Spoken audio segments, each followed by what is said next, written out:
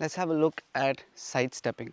Now, in my opinion, side stepping is one of the most misunderstood and badly practiced footworks within Pekiti. Generally, when we're looking at it, you're thinking of side stepping, side stepping, side stepping, side stepping, and then depending on what drill you're doing with your hands, you'll add a single stick drill there, or an empty hand drill there, or a knife drill, or something or the other. But this is the way it's mostly practiced. But it's very rarely used. Like, I have had a bunch of stick fights, I've seen hundreds of stick fights. I have only seen side stepping used once. Okay, and I really do feel because it's misunderstood. But let's just look at the base principle behind the side step first. So the reason why I'm using close triangle is because it's really hard to talk about side stepping without understanding the concept, or without knowing where center line is. And the second thing is that I found whenever I teach side stepping and I'm using this close triangle, it becomes easier for me to articulate or to explain to someone that just stepping to the side and shifting your weight is not enough, because again I need to get off center line. But if I can align myself to either of these edges, I'm stepping to one of the edges of the triangle, and now I'm side stepping. Now I'm actually able to get off center line, rather than if I'm just doing this and nothing is really happening. Because again, I can't stress this enough, the point of footwork, hi Luna, the point of footwork is to move your body. It's not just to move your feet, right? I need to move my body in and out of range. I need to move my body to a better tactical position. I need to move my body. So when we're doing side stepping, we're just going to start in the middle of the triangle. Center line is aligned with my center line. So the tip of the triangle is aligned with my center line, and I'm going to take a step towards any of the tips of the sides of these triangles. I'm going to take a step, and now I am not pushing off the foot here. The point of side stepping also is to teach you to engage the hip. As I turn my hip, that turn is going to pull. As I turn my hip and I shift weight, that turn is going to pull this foot in.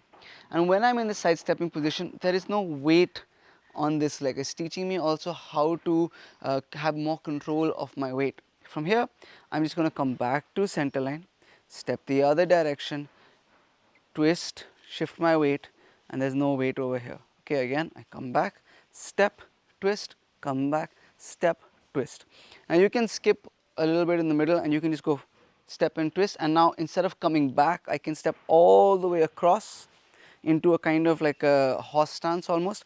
And now as I twist my hips and as I shift my weight, that's going to make my foot come in, right? What I'm not doing is I'm not going step, step, twist.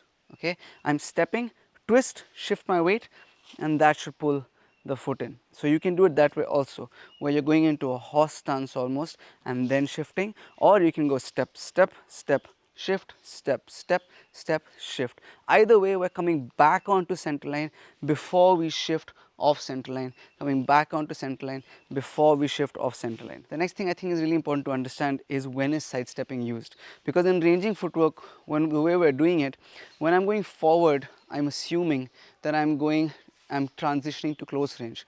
As I'm moving backwards, I'm assuming I'm transitioning to long range, right? I'm trying to draw someone in, and as they're coming to me, I'm hitting them, I'm baiting them, moving my body away and hitting the limb. However, when I'm side stepping, the only time I've ever seen side stepping used functionally in fighting is when someone is charging towards you and they're crashing into you. They're crashing into you at a speed and with a level of commitment that makes it very hard for you to properly angle out safely. So in that case, instead of me going this way, because again, like they're really coming towards me, they're charging towards me, they're trying to crash into me. If I start stepping 45 degrees forward, they're going to crash into me all the sooner. So instead, I have to still make distance, I have to get out of the way, and instead, so I'm going to step to the side.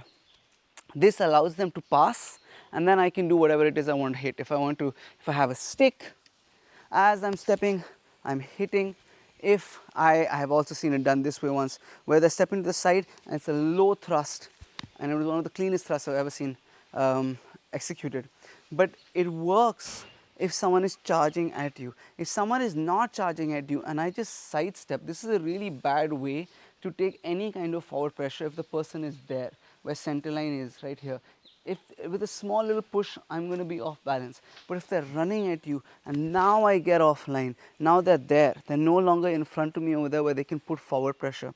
And so in that context, sidestepping really helps. Whether you shift all the way and you have all the weight on the back leg, again the point of having all the weight on the back leg is I can bounce back immediately into a stronger structure.